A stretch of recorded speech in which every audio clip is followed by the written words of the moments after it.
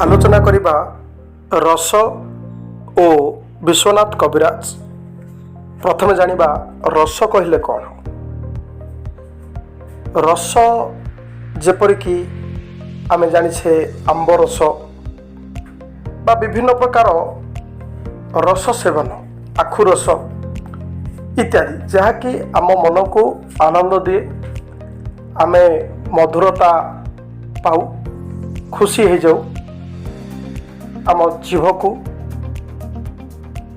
मिठा स्पर्श दे रस आमको आनंद प्रदान करे। ठीक सेपरी रस साहित्य मध्य रही, साहित्यर विभिन्न विषय रही, प्रसंग रही, काव्य रही, कविता रही, ताहाको जदि आम पाठ करिबा सेथिरु मध्य रस निर्गत हुए। जो रस कि आम जीवा को आनंद दिएनि, आम मस्तिष्क को आनंद दिए, आमको प्रशांति, एक सुंदर अनुभूति प्रदान करे। तेणु मध्ययुगीय ओडिया साहित्य को जदि आम आलोचना करिबा, तेबे यह पूर्वर अलंकार शास्त्र संबंधी विभिन्न नीति नियम जानवाक पड़िबो। कारण मध्ययुगीय ओडिया साहित्य अलंकार शास्त्र आदर्श रे, नियम रे अनुप्राणित। मध्ययुगीय साहित्यर अध्ययन पई एही अलंकार शास्त्र ज्ञान रहिबा अपरिहार्य। तेणु एही अलंकार ज्ञान को आहरण करने को हेले आमको अलंकार शास्त्र केतोटी प्रमुख विषय जेपरिक रस, रीति, गुण, अलंकार, औचित्यवाद, ध्वनि, वक्रोक्तिवाद, यही सब विषय गुड़िक संबंधी ज्ञान रहिबा अत्यंत जरूरी। से दृष्टि लक्ष्य कले रस होउछि एक गुरुत्वपूर्ण विषय, जहाँ कि मध्य काव्यर आत्मा बोली कहुए। काव्यर आत्मा सदृश होउछि रस, अन्य माने तार अंग। एभली भाव मध्य विश्वनाथ कविराज वर्णना करिसेंति। किंतु रस संबंधी प्रथम विवेचना देखा जाए भरत मुनि नाट्यशास्त्र रे, जो से रस संबंधी विवेचना प्रदान करछंती। केतेजन रीति एवं गुण को मध्य आत्मा बोली कहती, किंतु रस होछि वास्तव रे काव्यर आत्मा एवं रीति, गुण इत्यादि काव्यर अंग बोली से व्याख्या करछंती। ऋग्वेद ठू आरंभ करी उपनिषद हो किंबा जास्क, रामायण, ए सबुरे रसर विभिन्न अर्थ, विभिन्न पक्ष संपर्क में आलोचना करा जायछि। कई नंदिकेश्वर को रसर प्रमुख दार्शनिक बा प्रमुख विवेचक भाव में, आचार्य भाव में ग्रहण करती, किंतु तांको संबंधी सेपरी प्रकृष्ट उपादान उपलब्ध होउनथिबारु प्रथम रसाचार्य भाव आमे भरत को ही ग्रहण करिथाउ। तांको द्वारा प्रदत्त रससूत्र को आधार करी परवर्ती समय विभिन्न आलंकारिक ए संबंध में विस्तृत आलोचना करथिबा जणा जाए। जेपरिक आचार्य मम्मट, राजशेखर, भोजराज, विश्वनाथ कविराज, प्रतिहारेन्दुराज, कवि कर्णपुर, केशव मिश्र, जगन्नाथ इत्यादि ए समस्ते रस को काव्यर महत्वपूर्ण अंग बा आत्मा बोली ग्रहण करछंती। विश्वनाथ कविराज निज रचित साहित्य दर्पण रे यार स्वरूप संबंध में सूक्ष्मानुशीलन करछंती। जदि आम लक्ष्य करिबा रस धातु रे अच प्रत्यय जोग होई रस शब्दटी निष्पन्न होइछि, जार अर्थ होला आस्वादन करिबा, अर्थात रसटी को चाखिबा, खाइबा, ग्रहण करिबा। आस्वाद्यते इति रसः, अर्थात जहाँ आस्वादित होता है ତାହା ହେଉଛି ରସ, ଯାହାକୁ ଆମେ ଗ୍ରହଣ କରିଥାଉ, ଆନନ୍ଦ ପାଇଥାଉ ଯେଉଁଥିରୁ, ତାହା ହେଉଛି ରସ। ଭରତ ରସର ପରିଭାଷ ଦେଇ କହିଥିଲେ, ବିଭାବାନୁଭାବ ବ୍ୟଭିଚାରୀ ସଂଯୋଗାଦ୍ରସ ନିଷ୍ପତ୍ତି, ଅର୍ଥାତ୍ ସ୍ଥାୟୀ ଭାବ ଯାହାକି ମଣିଷ ସହିତ ପୂର୍ବଜନ୍ମରୁ ଆସିଥାଏ, ସେହି ସ୍ଥାୟୀ ଭାବ ସହିତ ଯେତେବେଳେ ବିଭାବ, ଅନୁଭାବ ଏବଂ ସଞ୍ଚାରୀ ଭାବର ସଂଯୋଗ ଘଟେ, ସେତେବେଳେ ଏହି ରସ ନିଷ୍ପତ୍ତି ହୋଇଥାଏ। ତେଣୁ ରସର ସ୍ୱରୂପ ସମ୍ପର୍କରେ ବିଭିନ୍ନ ଆଚାର୍ଯ୍ୟ ବିଭିନ୍ନ ପ୍ରକାର ମତାମତ ଦେଇଛନ୍ତି, କିନ୍ତୁ ବିଶ୍ୱନାଥ କବିରାଜଙ୍କର ମତ ଅଧିକ ଯୌକ୍ତିକ ଆଉ ମୌଳିକ ବୋଲିକି ଆମକୁ ମନେ ହୁଏ। ତେଣୁ ଆମେ ଯଦି ଦେଖିବା, ବିଶ୍ୱନାଥ କବିରାଜ ନିଜର ସାହିତ୍ୟ ଦର୍ପଣରେ ବର୍ଣ୍ଣନା କରିଛନ୍ତି ଯେ ରସ ଯଥାକ୍ରମେ 10ଟି ବୈଶିଷ୍ଟ୍ୟ ଯୁକ୍ତ। ଯଥା ରସ କ'ଣ ନା, ପ୍ରଥମ ବୈଶିଷ୍ଟ୍ୟ ହେଲା ରସଟା ସତ୍ତ୍ୱ ଗୁଣ ଉଦ୍ରେକକାରୀ। ରସ ସଦାସର୍ବଦା ମଣିଷ ମନରେ ସତ୍ତ୍ୱ ଗୁଣକୁ ଜାଗ୍ରତ କରିବ। ଏଣୁ ସହୃଦୟବାନ ବ୍ୟକ୍ତି ହିଁ ରସ ଗ୍ରହଣ କରିପାରିବ। ସତ୍ତ୍ୱ ଗୁଣ ଥିବା ବ୍ୟକ୍ତି ହିଁ ରସକୁ ଗ୍ରହଣ କରେ, କାରଣ ତା ପାଖରେ, ସହୃଦୟବାନ ବ୍ୟକ୍ତି ପାଖରେ ହିଁ ସତ୍ତ୍ୱ ଗୁଣର ଉଦ୍ରେକ ହୁଏ। କିନ୍ତୁ ତାମସିକ ଗୁଣ ବା ସତ୍ତ୍ୱ, ରଜ, ତମ ଯେଉଁ ତିନୋଟି, ସେ ଭିତରୁ ତାମସିକ, ରଜ ଏ ଯେଉଁ ଗୁଣ ଥିବ ଯଦି, ସେ ଅର୍ଥାତ୍ ଖରାପ ପ୍ରକୃତିର ଲୋକ, ଚଣ୍ଡାଳ ବା କୃପଣ ସ୍ୱଭାବ ଲୋକ କିମ୍ବା ପାଗଳ, ମାନସିକ ବିକୃତ, ଏହିସବୁ ବ୍ୟକ୍ତିବିଶେଷ ରସକୁ କେବେ ଗ୍ରହଣ କରିପାରନ୍ତି ନାହିଁ। ତେଣୁ ରସର ପ୍ରଥମ ବୈଶିଷ୍ଟ୍ୟ ହେଉଛି ଏହା ସତ୍ତ୍ୱ ଗୁଣ ଉଦ୍ରେକକାରୀ। ତତ୍ପରେ ସେ ବର୍ଣ୍ଣନା କରିଛନ୍ତି ଯେ ରସ ହେଉଛି ସତ୍ତ୍ୱ ଗୁଣର ଉଦ୍ରେକ ହେଲେ ହିଁ ରଜ ଏବଂ ତମ ଗୁଣକୁ ବିନାଶ ହୋଇଥାଏ।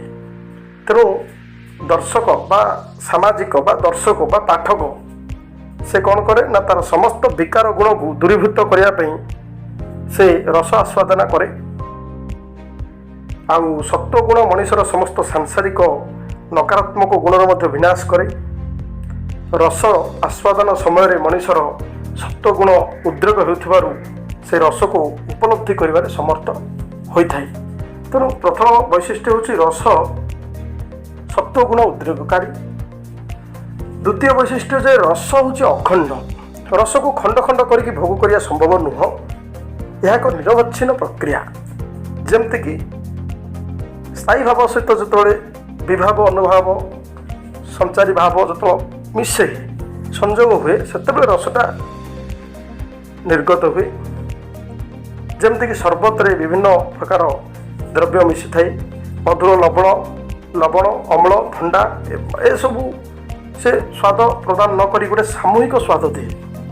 ଠିକ୍ ସେହିପରି ବିଭାବ, ଅନୁଭାବ, ସଞ୍ଚାରୀ ଭାବ ବା ବ୍ୟଭିଚାରୀ ଭାବ ଥିଲେ ମଧ୍ୟ ଅଲଗା ଅଲଗା ସ୍ୱାଦ ନ ଦେଇ ରସ ଏକ ଅଖଣ୍ଡ ସ୍ୱାଦ ପ୍ରଦାନ କରେ।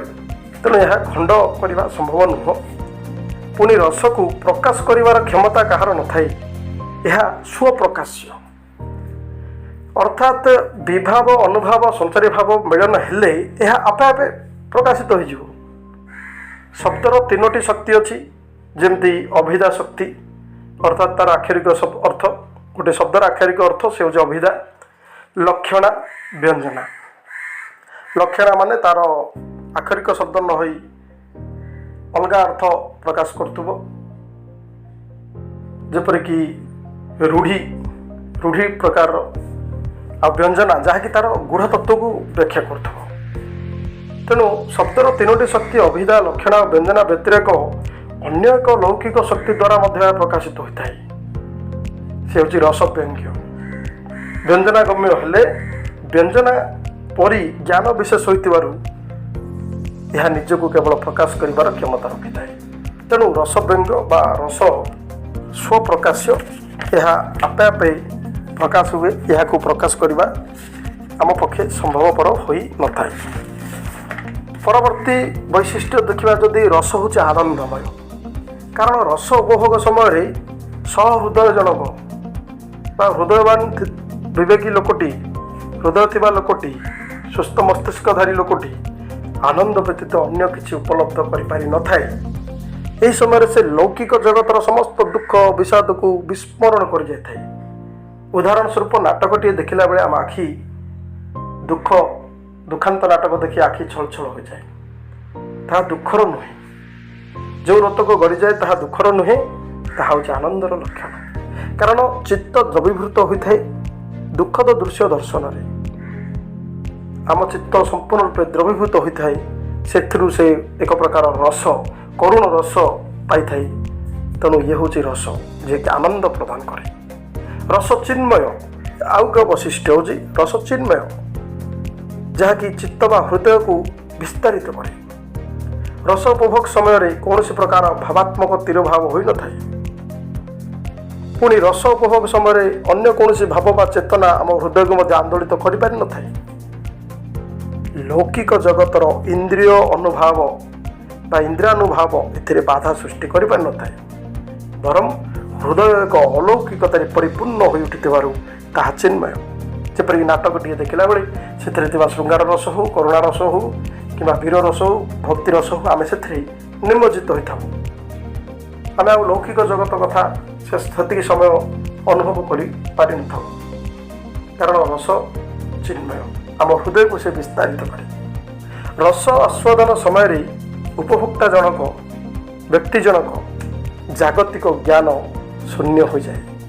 से समय से अन्य कौन अस्तित्व को उपलब्धि कर पारे नहीं। तेणु ताहा वेद्यांतर स्पर्श शून्य। वेद्यांतर स्पर्श शून्य उपभोक्ता संपूर्ण तल्लीन अवस्था निजक निमज्जित करें। सेतेबेले से जागतिक सुख दुख ठारू थाए यथेष्ट ऊर्ध्वरे। सेहीपरि रस होची ब्रह्मास्वाद सहोदर बा ब्रह्मानंद सहोदर बा सदृश। ब्रह्मानंद सदृश रस उपभोक्ता को सांसारिक उपलब्धि ठारू मध्य ऊर्ध्वमुखी कर दी थाए। से सांसारिक संसार को किसी समय भूली जाए। तेबे यह ब्रह्मा स्वाद नुह। जेपरिक गोटे मातार गर्भरू दुईटी संतान जन्म होते हैं सेमानक मध्य जमी विलक्षण परिदृष्ट होता है सेपरि ब्रह्मानंद आ रसानंद ये दुईटी लगा लगा अटंती। जदि उपभोग समय एक प्रकार अनुभव आसी थाए किंतु रसास्वाद बेले सामाजिक बा दर्शक जनक बा व्यक्ति जनक जागतिक ज्ञान शून्य हो जाए। आस्वादन पर अर्थात नाटकटे देखला परे पुस्तकटे पढ़ला परे व्यक्ति जनक पुणी थे लौकिक जगत को फेरी आसे। यह हूँ रसानंद रसर आनंद। किंतु ब्रह्मानंद लाभ कले मनीष आउ लौकिक जगत को फेरी न थाए। से ताहा ब्रह्मास्वाद सहोदर।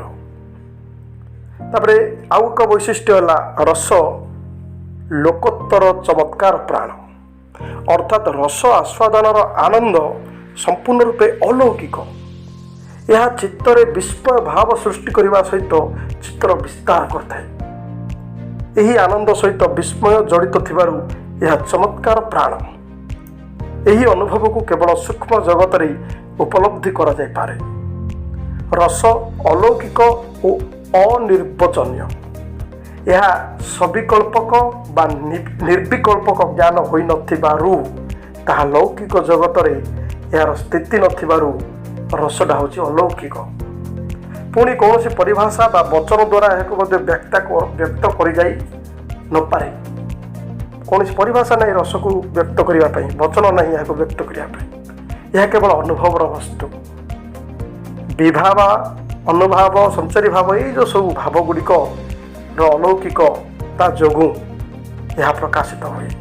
यार संजोग जोगु प्रकाशित हुए। स्थायी भाव सह संजोग हेले यह को प्रकाश करिवार सीमा निर्धारित हो पारु नथिबारु यह अनिर्वाचनीय। पुणी रस सहृद संवेद्य। केवल सहृद व्यक्ति ही रस उपभोग करने को समर्थ। मस्तिष्क विकृत बा चांडाल चरित्र व्यक्ति माने रसरु कौन सुख व आनंद पाई पारि न थांती। सहृदय हृदय ही रसर स्थान। ଯାହାର ହୃଦୟ ଯେତେ ପ୍ରସାରିତ ବା ଯେତେ ବଡ଼ ସେ ସେତିକି ପରିମାଣର ରସ ଭୋଗ କରିବାକୁ ସମର୍ଥ ହୋଇଥାନ୍ତି। ତେଣୁ ରସର ସ୍ୱରୂପ ସମ୍ପର୍କରେ ଆଚାର୍ଯ୍ୟମାନେ ଏପରି ଅନେକ ମତାମତ ପ୍ରକାଶ କରିଥିଲେ ମଧ୍ୟ ରସର ସ୍ୱରୂପ ସମ୍ପର୍କରେ ଏହା ଶେଷ ସିଦ୍ଧାନ୍ତ ହୋଇନପାରେ। ରସ ଏକ ବ୍ୟାପକ କଥା।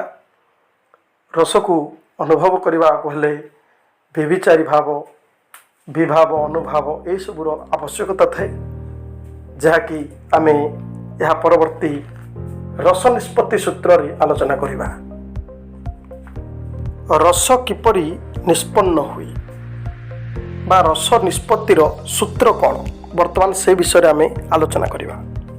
ଆଚାର୍ଯ୍ୟ ଭରତ ତାଙ୍କର ନାଟ୍ୟଶାସ୍ତ୍ରରେ ରସର ପରିଭାଷା ଦେଇ କହିଛନ୍ତି, ବିଭାବାନୁଭାବ ବ୍ୟଭିଚାରୀ ସଂଯୋଗାଦ ରସ ନିଷ୍ପତ୍ତି, ଅର୍ଥାତ୍ ସ୍ଥାୟୀ ଭାବ ସହିତ ବିଭାବ, ଅନୁଭାବ ଓ ସଞ୍ଚାରୀ ଭାବ ବା ତାର ଅନ୍ୟ ନାମ ହେଲା ବ୍ୟଭିଚାରୀ ଭାବ, ଏସବୁର ସଂଯୋଗ ଘଟିଲେ ରସଟା ନିଷ୍ପତ୍ତି ହୁଏ ବା ରସଟା ବାହାରେ। ଲୌକିକ ଜଗତର ତାର୍ଥ ଆମ ଏଇ ବଞ୍ଚିଥିବା ଇହକାଳର ବା ଏଇ ପୃଥିବୀର ଏଇ ସଂସାରର ଯେତେକ କାରଣ ରହିଛି, ଗୋଟିଏ ଘଟଣା ଘଟିବା ପାଇଁ କାରଣ, ଆଉ ତା ପାଇଁ ଆମେ କରୁଥିବା କାର୍ଯ୍ୟ, ଆଉ ସହକାରୀ କାରଣ, ଏ ତିନୋଟିକୁ କାବ୍ୟ ଜଗତରେ ଯଥାକ୍ରମେ ବିଭାବ, ଅନୁଭାବ, ସଞ୍ଚାରୀ ଭାବ କୁହାଯାଏ।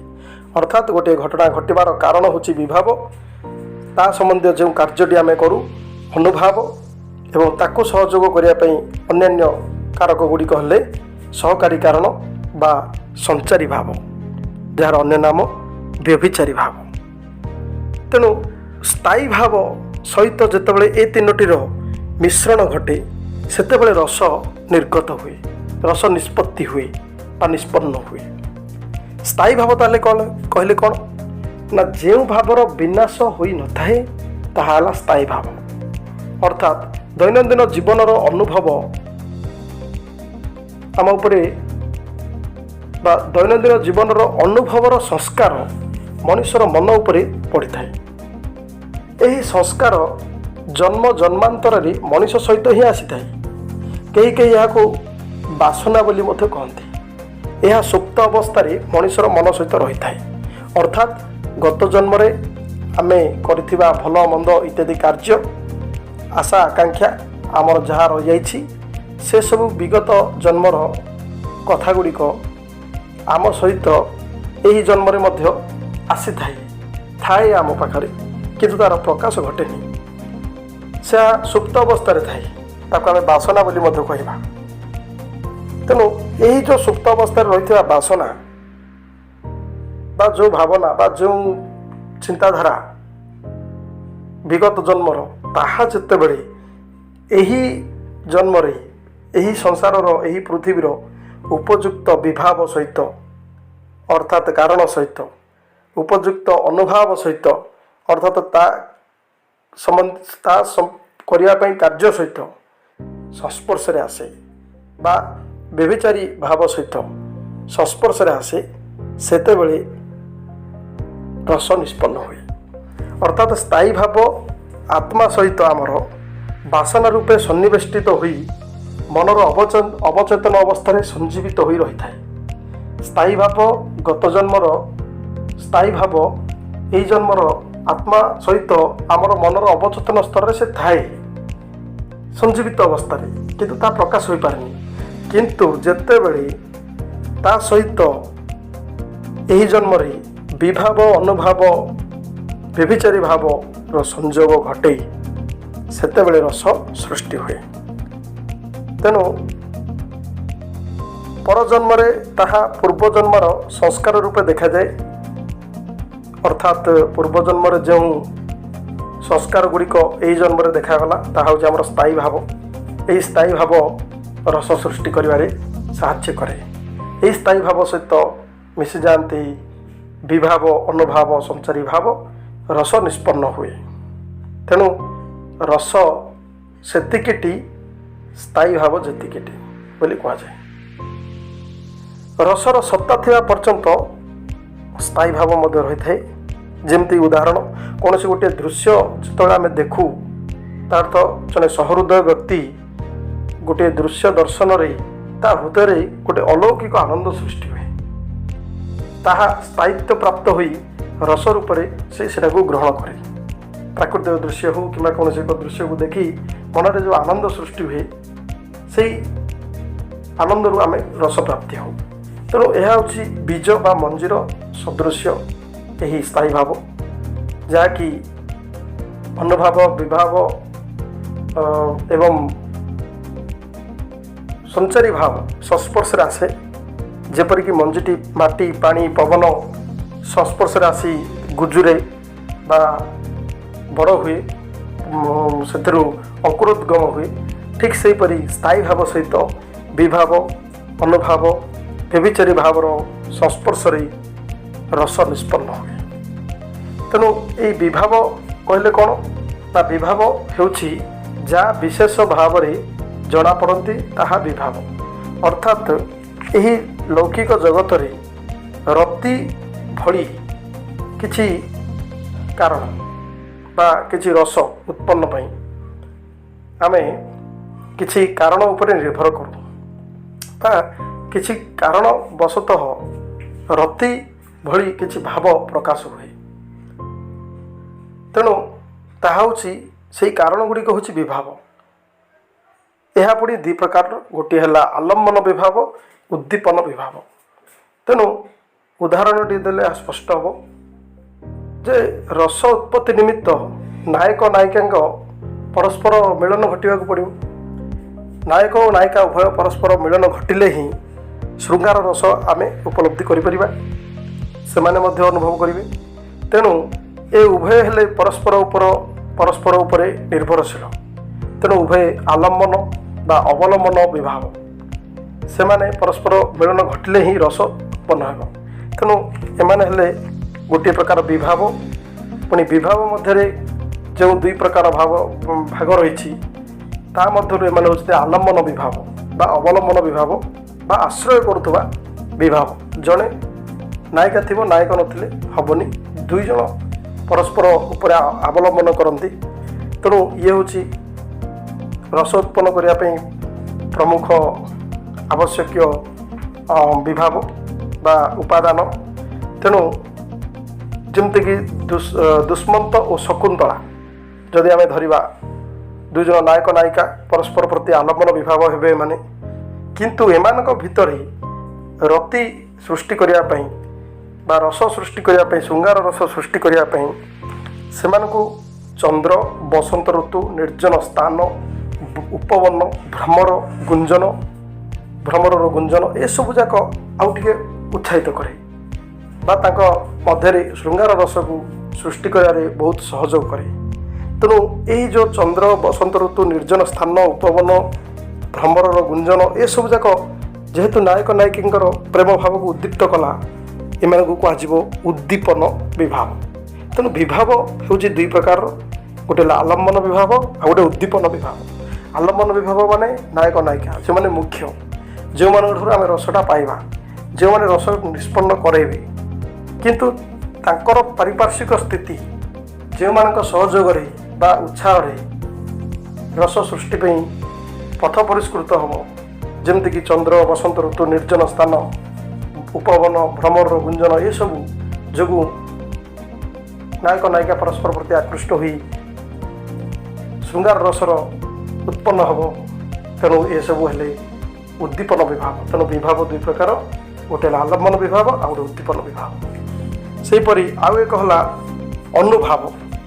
अनुभाव माने कार्यटी कार्य जिते नायक नायिका परस्पर प्रति आकर्षण हेले क्यों कार्य घटला ना तांको भितर आंगिक हो बाचिक हो सात्विक भाव से चेष्टा कले परस्पर मिलन होगापी, स्मितहास्य कले, कटाक्षपात है, भ्रूभंगी है, बाहुरे बाहु छंदिले, चुंबन देले इत्यादि इत्यादि जहाँ घटला से कार्यटी जो रस उत्पन्न है, श्रृंगार रस उत्पन्न है। तेणु भाव को से अनुसरण कले, तेणु ताहा अनुभाव। भाव को जी अनुसरण करे सी अनुभाव। तेणु प्रति भली विभिन्न प्रकार रस को प्रकाश करने ଏହି ଅନୁଭାବର ଆବଶ୍ୟକତା ରହିଛି। ତେଣୁ ନାୟିକା ନାୟକଙ୍କ ଆଙ୍ଗିକ ବାଚିକ ସାତ୍ଵିକ ଚେଷ୍ଟା ଏବଂ ନାୟକ ନାୟିକା ପରସ୍ପର ପ୍ରତି ସ୍ମିତ ହାସ୍ୟ କଟାକ୍ଷ ଭ୍ରୁଭଙ୍ଗୀ ଏସବୁ ହେଲା ଅନୁଭାବ ବିଭାଗ। ତେଣୁ ଆମେ ଆଲୋଚନା କରୁଛେ ରସ କିପରି ଉତ୍ପନ୍ନ ହୁଏ।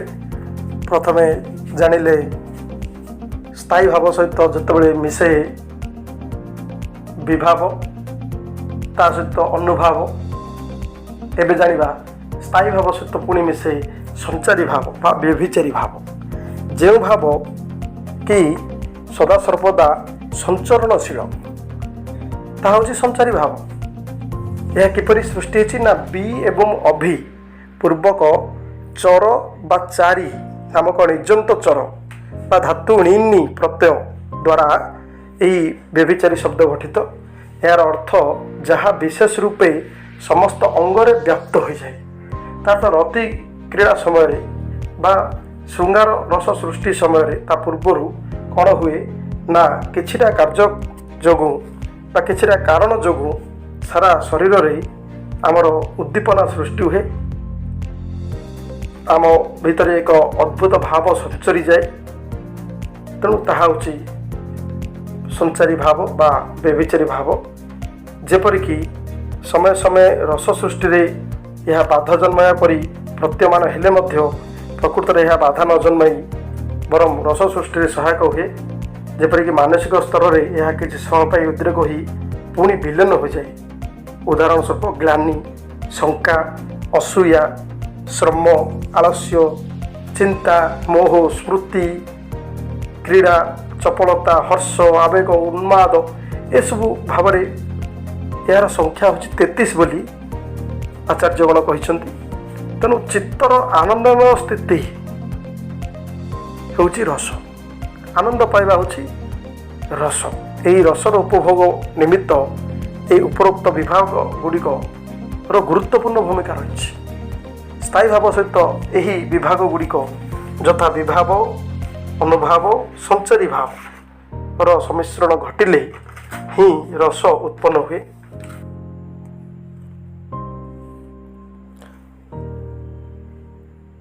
ଅଳଙ୍କାର ଶାସ୍ତ୍ରରେ 6ଟି ମତବାଦ ମଧ୍ୟରୁ ରସବାଦ ଅନ୍ୟତମ। ରସର ପ୍ରକାର ଭେଦକୁ ନେଇ ଆଚାର୍ଯ୍ୟମାନଙ୍କ ମଧ୍ୟରେ ମତଭେଦ ପରିଲକ୍ଷିତ ହୋଇଥାଏ।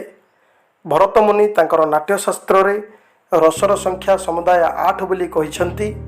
ଯଥା ଶୃଙ୍ଗାର ହାସ୍ୟ କରୁଣ ରୌଦ୍ର ଭୟାନକାଃ ବିଭତ୍ସାଦ୍ଭୁତ ସଂଜ୍ଞୋଚୈତିଷ୍ଟି ନାଟ୍ୟରସାଃ ସ୍ମୃତାଃ। ଏହି 8ଟି ରସ ହେଉଛି ଶୃଙ୍ଗାର, ହାସ୍ୟ, କରୁଣ, ରୌଦ୍ର, ବୀର, ଭୟାନକ, ବିଭତ୍ସ ଓ ଅଦ୍ଭୁତ। ପରବର୍ତ୍ତୀ ସମୟରେ ରୁଦ୍ରଟ, ଆନନ୍ଦବର୍ଦ୍ଧନ, ଅଭିନବ, ଜଗନ୍ନାଥ ଏହି ସବୁ ଆଳଙ୍କାରିକ ଗଣ ନବମ ରସ ଭାବରେ ଶାନ୍ତ ରସକୁ ଗ୍ରହଣ କରିଛନ୍ତି। ବିଶ୍ୱନାଥ କବିରାଜ ଦଶମ ରସ ଭାବରେ ବାତ୍ସଲ୍ୟ ରସକୁ ମଧ୍ୟ ସ୍ୱୀକାର କରିଥିଲା ବେଳେ ଗୌଡ଼ୀୟ ସମ୍ପ୍ରଦାୟର ଆଚାର୍ଯ୍ୟଗଣ ବିଶେଷ କରି ରୂପ ଗୋସ୍ୱାମୀ ଭକ୍ତି ରସକୁ ଏକାଦଶ ରସ ଭାବରେ ଗ୍ରହଣ କରିଛନ୍ତି। ବର୍ତ୍ତମାନ ଆଲୋଚନା କରିବା ଗୋଟିଏ ଗୋଟିଏ ରସ। ଶୃଙ୍ଗାର ରସ। ସମସ୍ତ ରସ ମଧ୍ୟରେ ଶୃଙ୍ଗାର ରସକୁ ପ୍ରାଧାନ୍ୟ ଦିଆଯାଇଥାଏ। ଶୃଙ୍ଗାର ରସରାଜ ଭାବରେ ମଧ୍ୟ ବିଖ୍ୟାତ। ଏଣୁ ଆନନ୍ଦବର୍ଦ୍ଧନ ଏହି ରସର ଗୁରୁତ୍ୱ ଉପଲବ୍ଧ କରି ନିଜର ଧ୍ୱନ୍ୟାଲୋକ ଗ୍ରନ୍ଥରେ ଲେଖିଛନ୍ତି। ଶୃଙ୍ଗାର ଏବ ମଧୁରଃ ପରଃ ପ୍ରହ୍ଲାଦନୋରସଃ ତନ୍ମୟଂ କାବ୍ୟମାଶ୍ରିତ ମାଧୁର୍ଯ୍ୟଂ ପ୍ରତିଷ୍ଠତି। ଭୋଜରାଜ ସେ ମଧ୍ୟ ଶୃଙ୍ଗାର ରସର ମହତ୍ତ୍ୱକୁ ଉପଲବ୍ଧ କରି ଶୃଙ୍ଗାର ପ୍ରକାଶ ନାମରେ ଗୋଟିଏ ଗ୍ରନ୍ଥ ପ୍ରଣୟନ କରିଛନ୍ତି। ଶୃଙ୍ଗାର ରସ ବ୍ୟତିରେକ କାବ୍ୟ ରସଶୂନ୍ୟ ହୋଇଥାଏ ବୋଲି ସେ ଦୃଢ଼ ସ୍ୱରରେ ଘୋଷଣା କରିଛନ୍ତି। ଶୃଙ୍ଗାରୀ ଚେତ୍ କବି କାବ୍ୟେ ଜାତମ୍ ରସମୟଂ ଜଗତ ସ ଏବ ପୀତରାଗ ଶ୍ଚେନେରୀ ସର୍ବମେବ ତତ। ତାଙ୍କ ମତ ଥିଲା। ଗୌଡ଼ୀୟ ବୈଷ୍ଣବ ମଧ୍ୟରେ ଶୃଙ୍ଗାର ରସ ହେଉଛି ଉଜ୍ଜ୍ୱଳ ରସ। ଶୃଙ୍ଗ ଏବଂ ଆର୍ ଶବ୍ଦ ଦ୍ୱୟର ସଂଯୋଗରେ ଶୃଙ୍ଗାର ଶବ୍ଦଟି ଗଠିତ। ଏହାର ଅର୍ଥ ହେଉଛି काम भावर संवर्धन बा उद्रेक। रति ହେଉଛି ଶୃଙ୍ଗାର ରସର ସ୍ଥାୟୀ ଭାବ। उत्तम स्वभावर नायिका और दक्षिणी नायक यार आलम्बन विभाव। भरत नायकर दृष्टिभंगी अनुजाई यह धर्म श्रृंगार अर्थात पत्नी सहित संबंध, अर्थ श्रृंगार अर्थात अर्थ विनिमय परकिया बा सामान्य कुश्चित नारी बा वेश्या सहित संपर्क एवं काम श्रृंगार अर्थात काम प्रवृत्ति को चरितार्थ करने जो संबंध रखा जाए यह भाव में से तीन भाग में श्रृंगार को विभक्त करछंती। नायक नायिका संपर्क अनुजाई यह यथाक्रमे संभोग श्रृंगार और विप्रलंब श्रृंगार बोली दुई भाग करा जाए। संभोग श्रृंगार होछि ताहा जो उभय नायक नायिका परस्पर सहित मिलन घटुथिबो, सेमाने परस्पर मिलन रे रति करि पारुथिबे, ताहा होछि संभोग श्रृंगार। किंतु विप्रलंब श्रृंगार रे परस्पर ठारू नायक नायिका बहु दूर रे थिबे, परस्पर विच्छेद जनित दुख भोग करथिबे। यहाँ पर अन्य एक रस है हास्य रस। हास्य रसर स्थायी भाव है हास बा हस। यार वर्ण श्वेत, देवता होचंती प्रमथ। जो व्यक्तिर विकृत आचरण हास्य उद्रेक करे ताहा होची आलम्बन। सही व्यक्तिर विभिन्न चेष्टा उद्दीपन, चक्षु को संकोचन करिवा, बदन विकास करिवा, ये सब होची अनुभाव। निद्रा, आलस्य, आकार, गोपना आदि होची व्यभिचारी भाव। आत्मस्थ और परस्थ भेदरे हास्य रस दुई प्रकार। निजर वेशभूषार बेढंग को देखि देखेना हारी हसिबे ताहाको आत्मस्थ, एवं हसुथुवा अन्य को देखि निजे हसिबाकू ताहाको कहा जाए परस्थ। उत्तम, मध्यम और अधम व्यक्ति भेदरे हस मध्य तीन प्रकार रही। यथा उत्तम व्यक्ति पाखरे स्मित हस बा हसित हस, मध्यम व्यक्ति पाखरे विहसित बा उपहसित, एवं अधम व्यक्ति पाखरे अपहसित बा अति हसितर हस लक्ष्य करा जाय थाए।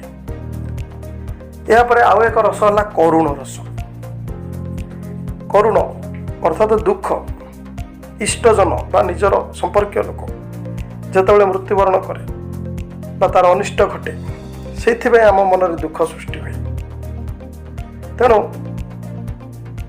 यही रस स्थायी भाव हूँ शोक, जहाँ को देखि दुख बा मन में शोक सृष्टि हुए। तेणु से जहाँ को देखि शोक सृष्टि है से आलम्बन विभाव। मृत व्यक्तिर दाह ये सब देखिले ताहा हूँ उद्दीपना विभाव। आ दैव निंदा करवा, क्रंदन करवा, भूमि रे पड़वा, ये सब हूँ अनुभाव। वैवर्ण्य, स्तंभ, प्रलाप, मोह, अपस्मार, रोग भली मारिबा, अपस्मार हो, ग्लानि, स्मृति, विषाद, ये सब हूँ व्यभिचारी भाव। तेणु ये भाव में दुख बा करुण रस रही। रहा रौद्र रस बा क्रोध, राग। क्रोध हूँ यार स्थायी भाव। वर्ण हूँ रक्तवर्ण, देवता होचंते रुद्र। शत्रु हूँ यार आलम्बन विभाव। शत्रु को देखिले आमको राग लगे। शत्रुर जो चेष्टा से जपरी आमको मारिबा को उद्यम करे से हूँ आमर उद्दीपना, आम मन में आउ टिके राग सृष्टि कराए। शत्रुर मुष्टि प्रहार, आक्रमण, विरुद्धाचरण बा शूल, ये सब हूँ युद्ध पाई व्याकुलता, ये सब हूँ रसर उद्दीपक। भ्रुकुटी, भ्रुकुटी नर्तन करवा रागिकी, ओष्ठाघात करवा, बाहु स्फोट मारिबा, गर्जन तर्जन, आक्षेपोक्ति, अस्त्रशस्त्र क्षेपण, ये सब हूँ अनुभाव। उग्रता, आवेग, रोमांच, स्वेद बाहर, ये सब हूँ व्यभिचारी भाव। या पर हूँ वीर रस। उत्साह हूँ वीर रसर स्थायी भाव। देवता होचंदी इंद्र। वर्ण हूँ सुवर्ण वर्ण परी, जहाँ को आम जय करवा जहाँ को जय करा जाए से हूँ ये आलम्बन विभाव। प्रति नायकर चेष्टा अर्थात से जो नायक थी से आर पक्षरे शत्रु पक्षर नायक जी तार चेष्टा हूँ उद्दीपन विभाव। ସାହାଯ୍ୟ ଅନ୍ୱେଷଣ କରିବା, ଧୈର୍ଯ୍ୟ ଧରିବା, ମତି, ଗର୍ବ, ସ୍ମୃତି, ତର୍କ, ରୋମାଞ୍ଚ ଏସବୁ ହେଉଛି ବ୍ୟଭିଚାରୀ ଭାବ। ରସଗଙ୍ଗାଧର ନାମକ ଏକ ପୁସ୍ତକ ରଚନା କରିଥିଲେ ପଣ୍ଡିତ ଜଗନ୍ନାଥ। ତାଙ୍କ ମତରେ ଯଦି ଦେଖିବା ବୀର, ଦାନବୀର, ଦୟାବୀର, ଯୁଦ୍ଧବୀର, ଧର୍ମବୀର, ଏହି ଭେଦରେ 4 ପ୍ରକାରର ବୀର ରହିଛନ୍ତି। ଏହାପରେ ଭୟାନକ ରସ। ଭୟ ହେଉଛି ସ୍ଥାୟୀ ଭାବ। ଭୂତ ପ୍ରେତାଦି ହେଉଛନ୍ତି ଏହାର ଦେବତା। ଯମ ମଧ୍ୟ ଦେବତା ଏହାର ହୋଇପାରନ୍ତି। ଅବଳା ହେଉ ନହେଲେ ନିଚ ପ୍ରକୃତିର ଲୋକ, ଏମାନେ ହେଉଛନ୍ତି ଏହାର ଆଶ୍ରୟ। ବର୍ଣ୍ଣ ଦେଖିବାକୁ ଗଲେ ଏହା ହେଉଛି କୃଷ୍ଣ ବର୍ଣ୍ଣ। ଯାହାଠାରୁ ଭୟ ଜାତ ହୁଏ ସେହି ଭୟଙ୍କର ଜୀବ ହେଉଛି ଆଲମ୍ବନ ବିଭାବ। ତା'ର ଯେଉଁ ଚେଷ୍ଟା ରହେ ତାହା ହେଉଛି ଉଦ୍ଦୀପନ ବିଭାବ। ବିବର୍ଣ୍ଣତା, ଗଦ୍ଗଦ ସ୍ୱର, ସ୍ୱେଦ, ରୋମାଞ୍ଚ, ଉଗ୍ରତା ଏସବୁ ହେଉଛି ଅନୁଭାବ। ଆଉ ଜୁଗୁପ୍ସା, ଆବେଗ, ସମ୍ମୋହ, ସନ୍ତୋଷ, ଶଙ୍କା, ଅପସ୍ମାର ହେବା, ମୃତ୍ୟୁ ଏସବୁ ହେଉଛି ବ୍ୟଭିଚାରୀ ଭାବ। ଏହାପରେ ସପ୍ତମ ବିଭତ୍ସ ରସ। ଏହି ରସର ସ୍ଥାୟୀ ଭାବ ଜୁଗୁପ୍ସା। ବର୍ଣ୍ଣ ହେଉଛି ନୀଳ, ଦେବତା ହେଉଛନ୍ତି ମହାକାଳ। ପଚାସଢ଼ା ରକ୍ତ, ମାଂସ ଏସବୁ ହେଉଛି ଆଲମ୍ବନ ବିଭାବ। ପୋକ ପଡ଼ିବା ହେଉଛି ଉଦ୍ଦୀପନ ବିଭାବ। ବାନ୍ତି ହେବା, ମୁଣ୍ଡ ବୁଲେଇବା, ଆଖି ବନ୍ଦ ହୋଇଯିବା ଏସବୁ ହେଉଛି ଅନୁଭାବ ଅର୍ଥାତ୍ ବିଭତ୍ସ। ଗୋଟେ ଲୋକ କେବେଠୁ ଗୋଟେ ଜାଗାରେ ମରିକି ପଡ଼ିଛି, ଆମେ ହଠାତ୍ ଦେଖିଲେ 5-7 ଦିନ ପରେ ତା'ର ବିଗଳିତ ଶବଟାକୁ ଆମ ମନରେ ଯେଉଁ ରସ ସୃଷ୍ଟି ହେବ ବିଭତ୍ସ। ସାଙ୍ଗେ ସାଙ୍ଗେ କାହାର ମୁଣ୍ଡ ବୁଲେଇ ହେବ, କାହାକୁ ବାନ୍ତି ଆସିବ, ଏଇଭଳି ଭାବ ଆସିବ। ତେଣୁ ସେସବୁ ହେଲା ଅନୁଭାବ। କିନ୍ତୁ ଲୋକଟାର ଯେଉଁ ସେଠି ପଡ଼ିଛି ତା'ର ଯେଉଁ ମାଂସ, ପଚାସଢ଼ା ରକ୍ତ, ସେଗୁଡ଼ା ସବୁ ହେଉଛି ଉଦ୍ଦୀପନ ବିଭାବ, ଯେ ଆମକୁ ଆମ ମନରେ ସବୁ ବାନ୍ତି ହେଉ, ମୁଣ୍ଡ ବୁଲା ହେଉ ସୃଷ୍ଟି କରାଇଲା। ତେଣୁ ଯେଉଁ ଜିନିଷଟା ସେଠି ରହିଲା ସେ ହେଉଛି ଅନୁଭାବ ବିଭାବ। ଆଉ ତା'ର ଯେଉଁ ଘଟଣା ଘଟାଇଲା ସିଏ ସେଇ ଜିନିଷକୁ ଦେଖିବା ଦ୍ୱାରା ଯାହା ଘଟିଲା, ଯେପରିକି ସେଇ ପଚାସଢ଼ା ମାଂସକୁ ଦେଖି ବାନ୍ତି ହେଲା ବା ମୁଣ୍ଡ ବୁଲେଇଲା, ଆଖି ବନ୍ଦ ହୋଇଗଲା, ଉଫ୍ ଛି ଏମିତି ଭଳି ଆମ ମନରୁ ସ୍ପତ କିଛି ଶବ୍ଦ ବାହାରିଗଲା, ଏସବୁ ହେଉଛି ଅନୁଭାବ। ମୋହ, ଅପସ୍ମାର, ଆବେଗ, ବ୍ୟାଧି, ମରଣାଦି ଏସବୁ ହେଉଛି ଆର ବ୍ୟଭିଚାରୀ ଭାବ। ଏହାପରେ ଅଦ୍ଭୁତ ରସ। ବିସ୍ମୟ ହେଉଛି ଅଦ୍ଭୁତ ରସର ସ୍ଥାୟୀ ଭାବ। ଦେବତା ହେଉଛନ୍ତି ଗନ୍ଧର୍ବ। ଦେବତା ହେଉଛନ୍ତି ଗନ୍ଧର୍ବ। ବର୍ଣ୍ଣ ହେଉଛି ପୀତ। ଯେକୌଣସି ଅଲୌକିକ ପଦାର୍ଥ ଏହାର ଆଲମ୍ବନ ବିଭାବ। ଅଲୌକିକ କିଛି ଘଟିଲା, ଅଦ୍ଭୁତ ଲାଗିବ ଆମକୁ, ସେଇଟା ହେଉଛି ଆଲମ୍ବନ। ଆଲମ୍ବନ ବିଭାବର ବିଭିନ୍ନ ଗୁଣ ଗୁଡ଼ିକ ହେଉଛି ଉଦ୍ଦୀପନ ବିଭାବ। ସ୍ତମ୍ଭ, ସ୍ୱେଦ, ରୋମାଞ୍ଚ, ଗଦ୍ଗଦ ସ୍ୱର, ସମ୍ଭ୍ରମ ଏସବୁ ହେଉଛି ଅନୁଭାବ। ବିତର୍କ, ଆବେଗ, ଭ୍ରାନ୍ତି, ହର୍ଷ ଏରା ସବୁ ହେଉଛି ଆମର ବ୍ୟଭିଚାରୀ ଭାବ। ଏହାପରେ ଶାନ୍ତରସ। ଶାନ୍ତରସର ସ୍ଥାୟୀ ଭାବ ସମ୍ମ। ଉତ୍ତମ ପ୍ରକୃତିର ବ୍ୟକ୍ତି ଏହାର ହେଉଛି ନାୟକ। ବର୍ଣ୍ଣ କୁନ୍ଦ ଫୁଲ ଓ ଇନ୍ଦୁତୁଲ୍ୟ ଶୁକ୍ଳ। ଦେବତା ହେଉଛନ୍ତି ନାରାୟଣ। ନଶ୍ୱରତା, ପରମାତ୍ମା, ଜ୍ଞାନ, ଆଲମ୍ବନ ବିଭାବ। ପବିତ୍ର ଆଶ୍ରମ ହେଉ, ତୀର୍ଥସ୍ଥାନ, ଦେବକ୍ଷେତ୍ର ଏସବୁ ହେଉଛି ଆମର ଉଦ୍ଦୀପକ ବିଭାଗ। ଏହି ଶାନ୍ତରସଟା ସୃଷ୍ଟି କରିବାରେ ଏମାନେ ସାହାଯ୍ୟ କରନ୍ତି। ମନ୍ଦିରକୁ ଯିବା, ତୀର୍ଥସ୍ଥାନ ଭ୍ରମଣ କରିବା, ରୋମାଞ୍ଚ ଇତ୍ୟାଦି ଅନୁଭାବ। ଆଉ ନିର୍ବେଦ, ହର୍ଷ, ସ୍ମରଣ ଆଦି ବ୍ୟଭିଚାରୀ ଭାବ। ଏହାପରେ ରହିଛି ବାତ୍ସଲ୍ୟ ରସ। ବାତ୍ସଲ୍ୟ ରସର ସ୍ଥାୟୀ ଭାବ ବତ୍ସଳତା ରୂପ ବା ସ୍ନେହ। ସନ୍ତାନ ଏମାନେ ହେଉଛନ୍ତି ବାତ୍ସଲ୍ୟ ରସର ମୂଳ। ଆଲମ୍ବନ ବିଭାବ। ସେମାନଙ୍କର ଆକର୍ଷଣୀୟ କାର୍ଯ୍ୟକଳାପ ହେଉଛି ଉଦ୍ଦୀପନ ବିଭାବ। ଆଲମ୍ବନ, ଚୁମ୍ବନ, ରୋମାଞ୍ଚ ଇତ୍ୟାଦି ଅନୁଭାବ। ଅନିଷ୍ଟ, ଶଙ୍କା, ହର୍ଷ, ଗର୍ବ ପ୍ରଭୃତି ଭାବ ହେଉଛି ଏହାର ବ୍ୟଭିଚାରୀ ଭାବ। ବର୍ଣ୍ଣ ପଦ୍ମକୋଷ ପରି, ଦେବତା ଗୌରୀ ଆଦି 16 ମାତୃକାଗଣ। ଭକ୍ତିରସ। ଭକ୍ତିର ସ୍ଥାୟୀ ଭାବ ହେଉଛି ଭଗବାନ ଏବଂ ତାଙ୍କର ବଲ୍ଲଭ ରୂପ ହେଉଛି ଆଲମ୍ବନ। ଭକ୍ତିରସର ସ୍ଥାୟୀ ଭାବ ଭକ୍ତି, ଭଗବାନ ଏବଂ ତାଙ୍କର ବଲ୍ଲଭ ରୂପ ହେଉଛି ଆଲମ୍ବନ। ଭଗବାନଙ୍କ ଗୁଣ, ଚେଷ୍ଟା, ପ୍ରସାଧନ ଆଦି ହେଉଛି ଉଦ୍ଦୀପନ। ନୃତ୍ୟ, ଗୀତ, ଅଶ୍ରୁପାତ ଏସବୁ ହେଉଛି ଅନୁଭାବ। ରୋମାଞ୍ଚିତ, ସାତ୍ଵିକ ଭାବ ନିର୍ବେଦ ଇତ୍ୟାଦି ବ୍ୟଭିଚାରୀ ଭାବ। ଉପରୋକ୍ତ ପ୍ରକାର ଅଳଙ୍କାର ଶାସ୍ତ୍ର ଗୁଡ଼ିକରେ ରସର ପ୍ରକାର ଭେଦ ବିଷୟରେ ଉଲ୍ଲେଖ ଥିବା ଦେଖିବାକୁ ମିଳେ। ଭରତଙ୍କ ରସସୂତ୍ର ବିଭାବାନୁଭାବ ବ୍ୟଭିଚାରୀ ସଂଯୋଗାଦ ରସ ନିଷ୍ପତ୍ତି ପରବର୍ତ୍ତୀ ସମୟରେ ରସ ସମ୍ପର୍କରେ ଆଲୋଚନା କରିବାକୁ ପ୍ରେରଣା ଯୋଗାଇଛି। ଭରତ ରସର ଆସ୍ୱାଦ ସ୍ରଷ୍ଟା, ମୂଳ ଚରିତ୍ର ବା ପାତ୍ର ପାତ୍ରୀ କିମ୍ବା ସାମାଜିକ ଅର୍ଥାତ୍ ଦର୍ଶକ କାହା ଦ୍ୱାରା ଆସ୍ୱାଦିତ ହୋଇଥାଏ ସେ ସମ୍ପର୍କରେ ସ୍ପଷ୍ଟ କରିନଥିବା ହେତୁ ପରବର୍ତ୍ତୀ ସମୟରେ ବିଭିନ୍ନ ଆଲୋଚକ ଏହା ସମ୍ବନ୍ଧୀୟ ଆଲୋଚନା କରିଛନ୍ତି ଏବଂ ଭଟ୍ଟ ଲୋଲଟ ନାମକ ଜଣେ ମୀମାଂସକ ମୀମାଂସା ଶାସ୍ତ୍ରରେ ଅର୍ଥାତ୍ ଏକ ପ୍ରକାର ବେଦାନ୍ତ ସେଥିରେ ସେ ନିଜର ଉତ୍ପତ୍ତିବାଦ ନାମକ ଏକ ବର୍ଣ୍ଣନା ପ୍ରଦାନ କରିଛନ୍ତି। ଉତ୍ପତ୍ତିବାଦ ଯେଉଁଥିରେ ସେ ଏହି ରସ ଉତ୍ପନ୍ନ କିପରି ହୁଏ ତାହା ସମ୍ବନ୍ଧୀୟ ଆଲୋଚନା କରିଛନ୍ତି। ପରବର୍ତ୍ତୀ ସମୟରେ ଆଉ ଜଣେ ମୁଖ୍ୟ ଆଲୋଚକ ନୈୟାୟିକ ଶ୍ରୀଶଙ୍କୁ ସେ ମଧ୍ୟ ଅନୁଭୂତିବାଦ ନାମକ ଏକ ବାଦର ପ୍ରବର୍ତ୍ତନ କରିଛନ୍ତି ଏବଂ ଭୁକ୍ତିବାଦର ପ୍ରତିଷ୍ଠାତା ଭଟ୍ଟ ନାୟକ ଯିଏକି ଭୁକ୍ତିବାଦ ମଧ୍ୟ ପ୍ରଚାର କରିଛନ୍ତି। କିନ୍ତୁ ଏ ସମସ୍ତଙ୍କ ବର୍ଣ୍ଣନା ଅପେକ୍ଷା ଅଭିବ୍ୟକ୍ତିବାଦ ଯାହାକି ଅଭିନବ ଗୁପ୍ତଙ୍କ ଦ୍ୱାରା ବ୍ୟାଖ୍ୟା କରାଯାଇଥିଲା ତାହା ଆଦୃତ ହୋଇଛି, ସମସ୍ତଙ୍କ ଦ୍ୱାରା ଗ୍ରହଣୀୟ ହୋଇଛି। କିନ୍ତୁ ଶେଷରେ ବିଶ୍ୱନାଥ କବିରାଜ ଯିଏକି ଚତୁର୍ଦ୍ଦଶ ଶତାବ୍ଦୀର ଶେଷାର୍ଦ୍ଧ ପଞ୍ଚଦଶ ଶତାବ୍ଦୀର ଆୟମ ଆରମ୍ଭରେ ଏହି ରସକୁ ନେଇ ରସବାଦ ପ୍ରତିଷ୍ଠା କରିଛନ୍ତି। ସେ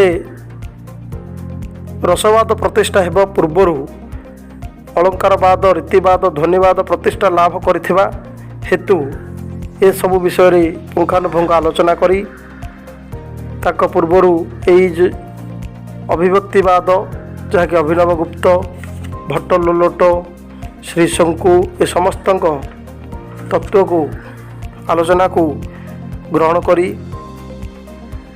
ପରବର୍ତ୍ତୀ ସମୟରେ ନିଜର ସାହିତ୍ୟ ଦର୍ପଣ ପୁସ୍ତକରେ ଅତି ସୁନ୍ଦର ଭାବରେ ରସର ବର୍ଣ୍ଣନା ପୁଙ୍ଖାନୁପୁଙ୍ଖ ଭାବେ କରିଛନ୍ତି।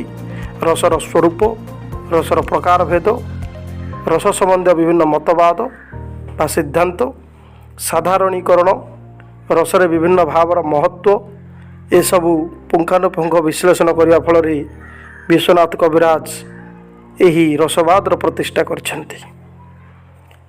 କାବ୍ୟ ବା ନାଟକରେ ଆଲମ୍ବନ, ଉଦ୍ଦୀପନ, ବିଭାବାଦୀ ନାଟକ ଦର୍ଶନ ବା କାବ୍ୟ ପଠନ ସମୟରେ ଦର୍ଶକ ଏବଂ ପାଠକ ବା ଶ୍ରୋତାଙ୍କ ନିକଟରେ ନିଜର ସମ୍ବନ୍ଧ ରୂପେ ତାହା ପ୍ରକାଶ ଲାଭ କରେ।